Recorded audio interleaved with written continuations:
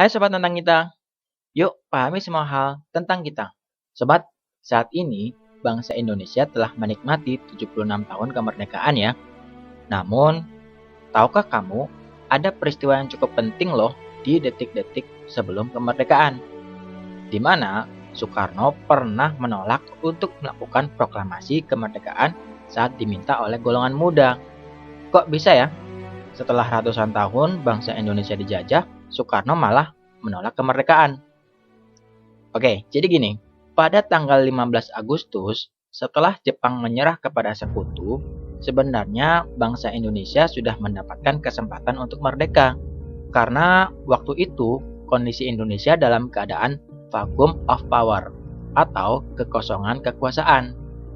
Itu terjadi karena pada saat itu Jepang telah menyerah kepada sekutu dan mundur dari Indonesia. Sedangkan sekutu belum masuk ke Indonesia. Jadi Indonesia tidak berada pada kekuasaan siapapun ya. Nah, menyadari kondisi tersebut, golongan muda yang dipimpin oleh Wikana bergegas untuk menemui Soekarno di kediamannya pada hari itu juga, tanggal 15 Agustus 1945. Nah, pada jam 21.30, Wikana beserta pemuda lain sampai di kediaman Soekarno. Sesampainya di rumah Soekarno, terjadilah tuh percakapan antara Wikana dan Soekarno mengenai keinginan pemuda agar Soekarno segera melakukan proklamasi kemerdekaan pada malam itu juga. Namun, ternyata di luar dugaan, Soekarno malah menolak untuk melakukan proklamasi pada malam itu. Karena pada saat itu, Soekarno menjabat sebagai ketua PPKI yang merupakan sebuah organisasi bentukan Jepang untuk mempersiapkan kemerdekaan.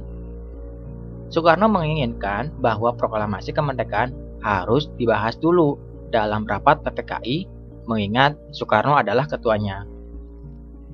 Nah, melihat respon Soekarno yang tidak memuaskan tersebut, Wikana dengan nada tegas memberikan ancaman kepada Soekarno dengan berkata, "Bung, apabila Bung Karno tidak mengumumkan kemerdekaan malam ini juga, besok akan terjadi pertumpahan darah."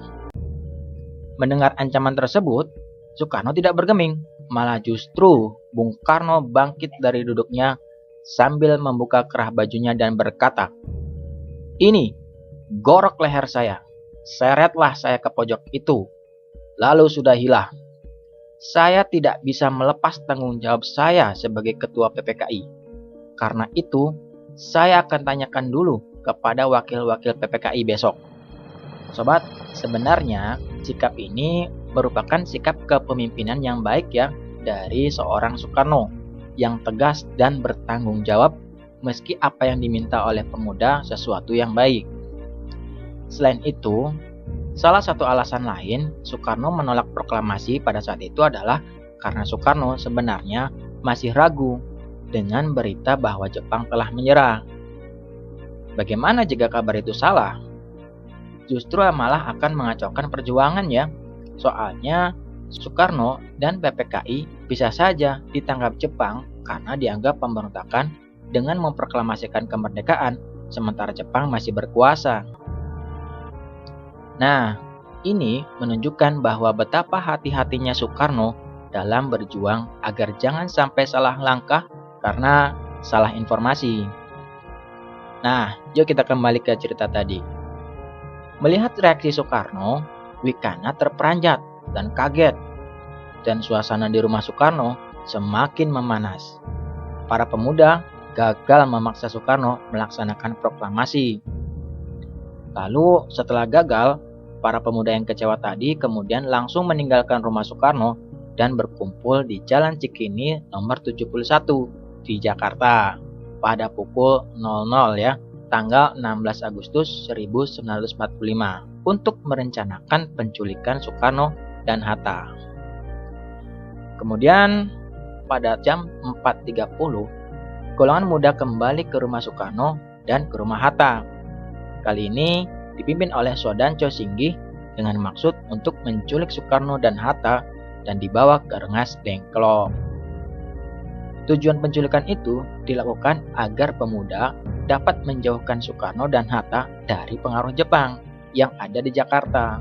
Karena menurut mereka, sikap Soekarno tersebut yang menolak proklamasi itu karena Soekarno masih khawatir kepada Jepang.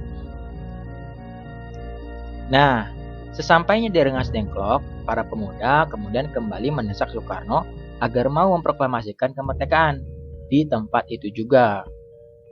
Tapi pada saat itu, Soekarno masih tetap pada pendiriannya bahwa saat itu bukan saat yang tepat untuk Indonesia merdeka.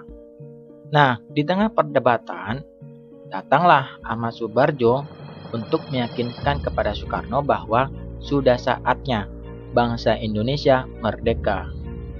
Dan kabar bahwa Jepang menyerah itu benar adanya.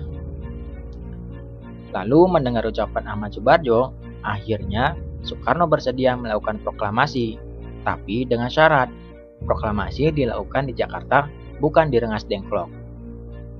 Mendengar hal itu, para pemuda kemudian menyetujuinya dan melepaskan Soekarno dan juga Hatta.